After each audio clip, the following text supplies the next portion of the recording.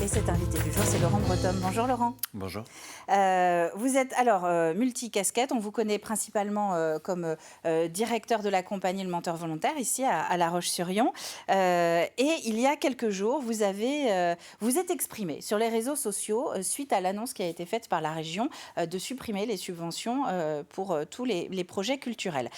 Vous n'y êtes pas allé de manière idéologique, c'est ce qu'on disait hors caméra. Vous avez avancé quelques chiffres très concrets et c'est pour ça qu'on aimerait aborder le sujet ensemble ce matin. Pour vous, cet impact, cette fin de subvention, personnellement ou en tout cas concernant la compagnie, qu'est-ce que ça représente ? Ça représente de l'emploi en moins. Parce qu'en fait, moi je vais sur le terrain économique. Je pense que c'est celui qui peut parler au mieux à toutes et à tous. Ça représente très concrètement, au lieu de pouvoir engager 45 personnes, au mois d'octobre, on a fait 48 fiches de salaire. On va devoir baisser à 30 ou 35 personnes. Ça représente une limitation des temps de travail sur les répétitions. C'est-à-dire qu'au lieu de répéter 7 ou 8 semaines, c'est 5 semaines. Alors là, tout le monde doit se dire, mais c'est la région qui porte tout ça sur ses épaules. Non, ce n'est pas que la région. Il faut savoir qu'il y a une politique d'austérité qui est mise en place et que toutes les tutelles vont devoir baisser leurs aides actuellement. Mais là où on peut être en dialogue avec la municipalité, agglomération de La Roche-sur-Yon, avec le département de la Vendée, avec le ministère de la Culture, où on est en dialogue, on est à l'écoute. Nous-mêmes, on dit, OK, il va falloir faire des efforts parce que le pays va mal. Avec la région, ce qu'on a pu déplorer, c'est qu'il n'y a eu aucun dialogue et qu'actuellement, la réalité, elle ne se situe pas à un endroit idéologique. Oui, nous, les artistes, on pourrait nous dire et nous taxer de vivre des obédiences et de ne pas travailler. Or, nous, la réalité, elle n'est pas là. Elle est un endroit très concret qui est de dire, sur le festival des Nuits Menteuses, on va faire 2 fois moins de spectacles. Sur les prix pratiqués auprès des spectateurs, des spectatrices dans le festival, on va devoir augmenter les prix parce qu'on a moins d'aide de la région. Sur la prochaine création de la compagnie, au lieu d'engager 43 personnes, je vais pouvoir en engager que 34. Quand on parle d'économie, il faut savoir que, et peu de gens le savent, c'est que la culture, très souvent on entend cette phrase, 1 euro dépensé, ça rapporte 6 euros. C'est pas quelque chose qui se calcule de manière réelle. Mais encore une fois, quand les gens viennent voir un spectacle, avant, ils vont aller consommer dans les bars qui sont autour du théâtre ou autour du festival. Après, ils vont aller au restaurant. Et nous, la réalité, elle est là aujourd'hui. Et c'est vrai que j'ai fait ce post, moi, sur les réseaux. Je m'exprime jamais autrement que pour mon boulot. Et là, c'est mes équipes qui m'ont dit, écoute Laurent, tu es plutôt très clair dans ce que tu nous dis. J'ai envoyé un mail à près de 100 personnes. Ça représente plus de 100 personnes qui bossent avec la compagnie sur les 3 ans étalés. Et les gens m'ont dit, Laurent, fais-le. Écris un post public parce que t'apparais pas dans la boucle pour le moment. Et j'ai écrit ce post qui m'a totalement dépassé sur Facebook parce qu'on est à plus de 110 000 vues. Enfin, c'est une espèce de raz-de-marée. J'ai des centaines de messages. Je l'ai pas fait pour être là ce matin. J'aurais préféré ne pas être là ce matin. On imagine bien. Voilà. Mais alors, si je comprends bien, ce n'est pas tant la décision qui vous pose problème, mais plus le manque de communication. La décision, c'est-à-dire qui est la nécessité de faire des efforts toutes et tous en commun, en tant que citoyen, je le crois et je le sais.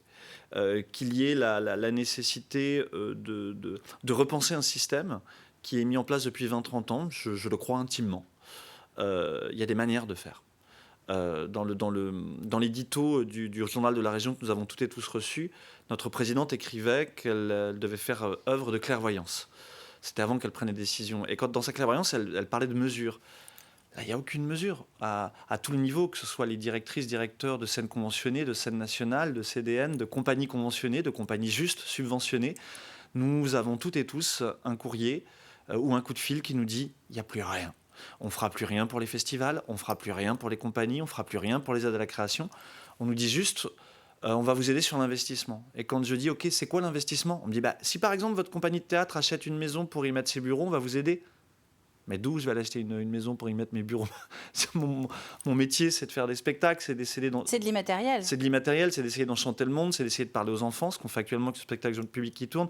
C'est ce qu'on fait quand on va sur le territoire, quand on va dans les quartiers prioritaires, quand on va travailler dans les EHPAD, quand on travaille en maison d'arrêt, quand on travaille dans les lycées. Et il y a aujourd'hui, je crois, et je vous remercie de votre invitation, une nécessité, je pense, pour le grand public de comprendre que derrière la décision, derrière la forme, plutôt derrière le fond de la décision de la présidente, qui est de dire il faut faire des économies, est une chose que je partage d'un point de vue citoyen. Dans la forme, il y a une politique de voyous qui est menée. Encore une fois, je ne fais jamais de politique, mais je peux déplorer vraiment. On a un échange magnifique avec toutes les autres tutelles, départements, villes et États. Et avec la région, Ben, on nous met à la porte, quoi. Et est-ce qu'il y a possibilité pour vous de moins dépendre des subventions? Est-ce qu'il y a un autre modèle économique possible Alors, pour une compagnie? il y a d'autres modèles économiques. Le problème, c'est que, moi, je vais vous donner un exemple. La compagnie du monteur volontaire, c'est une compagnie qui est un gros bébé, qui fait travailler beaucoup de monde, qui tourne beaucoup en France, à l'étranger. Les subventions publiques représentent à peu près un quart de mon budget. Les 3 autres quarts viennent des ventes, viennent des coproductions, viennent de tout ce qu'on peut faire en dehors, viennent de tous les financements qu'on peut avoir en vendant, justement. Donc les subventions, ce n'est pas la majorité de Non, vos, de vos les ressources. subventions permettent de sédentariser un personnel permanent. Moi, plus je vends de spectacles, plus mes spectacles tournent, plus j'ai besoin d'avoir la sédentarisation d'un personnel permanent qui va pouvoir faire les feuilles de route, qui va pouvoir faire les fiches de salaire, etc.